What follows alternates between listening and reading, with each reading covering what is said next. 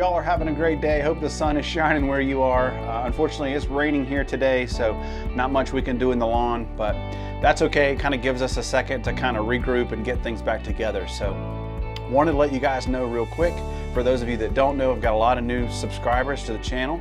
I have lawn plans available on my website at thediylawncoach.com. So there's just cool season for right now. I'm working on a warm season plan that'll come in the future, but for right now it's just a cool season, full year, step-by-step guide, super easy to follow. And then all the products that you need are linked on my website. So that was kind of the whole purpose behind building the website. Was here locally in Western North Carolina, I do a lot of lawn coaching. And so my customers needed somewhere to go to be able to source those products really easy.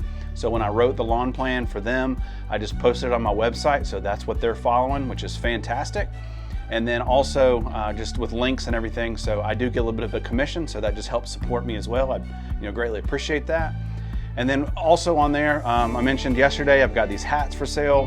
Still a few left. So if you're interested in those, make sure you go check those out. And then another part of lawn coaching that I do are these monthly newsletters.